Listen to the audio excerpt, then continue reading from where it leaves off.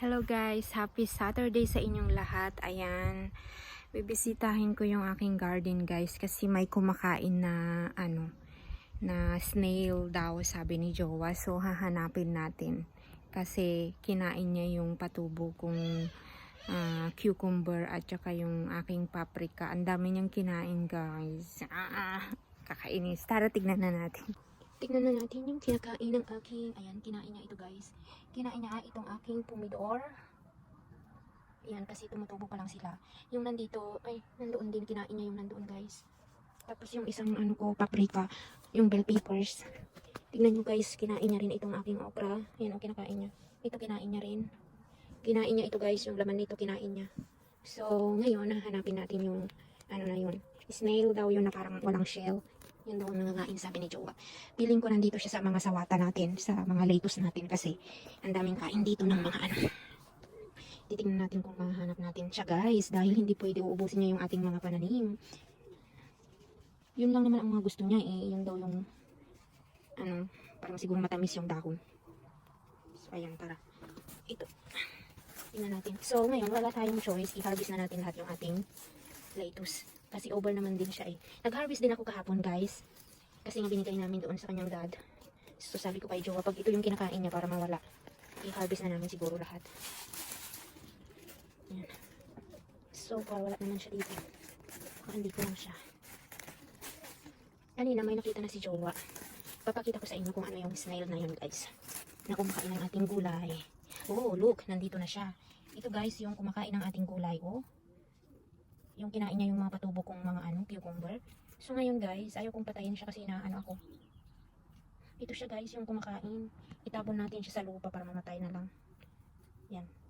Yan, patay na yan. Kasi sayang naman guys yung ating mga pananim pagkainin niya. Ang hirap-hirapin magpatubo. Ayan, ang dami pala guys.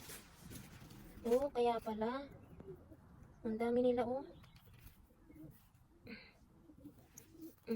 Yan, patayin natin. Kumakain daw talaga yan ng mga. So, sabagay ito na lang yung natira sa mga lettuce natin guys. I-harvest na natin yan.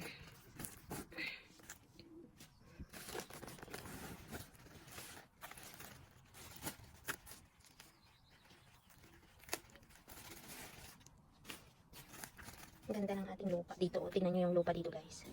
Yan.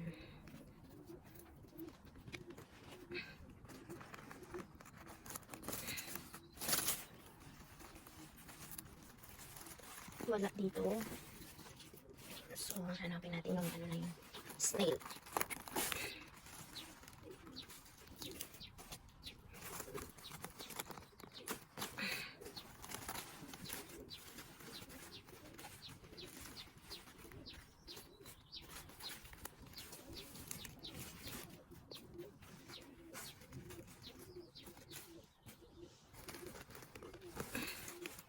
Yan, okay lang yung mga guys, yung worm kasi maganda yan pataba ng lupa.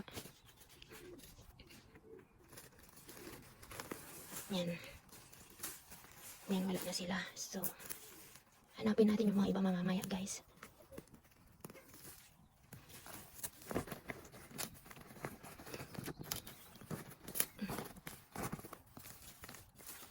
Palitan ko actually. Tatanggalin ko naman na talaga itong mga ito guys kasi papalitan ko na siya ng tomato. Ito na yung mga carrots natin. Wala naman nangangain. Yan. Pero hanapin natin yung mga kumakain dito guys. Ayan. Okay. Baka andito siya sa mga loob-loob dito. Yun lang muna guys. Have a Saturday. Ito na naman sila guys. Yan. Nakatago sila dito. Yan. Nakatago sila sa mga So, kailangan natin silang diduhin guys. Yan. Hindi yan. Nakakaano. Ayan. Isa-isahin natin guys dito. Kung may makita tayo. Yan. Here we go. Ayan. May nakita ko guys. Ayan. Hindi makita yan. Nakikita nyo ba yan oh? Yan. Ayan siya guys. Ang salot ng lipunan. Charot. So, kukunin natin siya. Ayaw ko rin itapon sa labas guys kasi nandiyan yung mga tanim ko sa labas. So, ayan, kukunin natin at papatayin na lang natin siya. Yan o.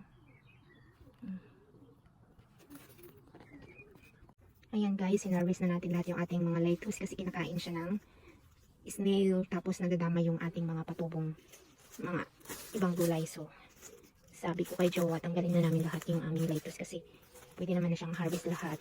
So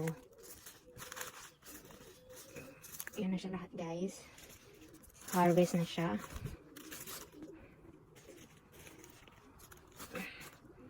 Ayan, yan na guys yung ating lettuce, hinarvest ko na lahat. Here wala na. Yan. Ayan guys, kung nakikita nyo ito oh, kinain nila yan oh. Yan, kinain na nila ito. Yan. Ito. Ito, ang dami nilang kinain dito oh. Makikita nyo ito yung sign nila guys, kasi yung ano nila, saliva nila, ayan. Oh, kinain nila ito. So, siguro dahil inisa-isa ko na yung mga ano dito, sana naman wala na sila. Yan. So far, wala naman na guys. Nahanap na natin lahat. So, ayan, sana nga wala na. I-check natin everyday. So ngayon, isasarado ko na lang lagi yung pintuan ng aking greenhouse para hindi na sila makapasok. Kasi nung ino-open ko yung ano niya, pumapasok sila. So yan siguro yung dahilan.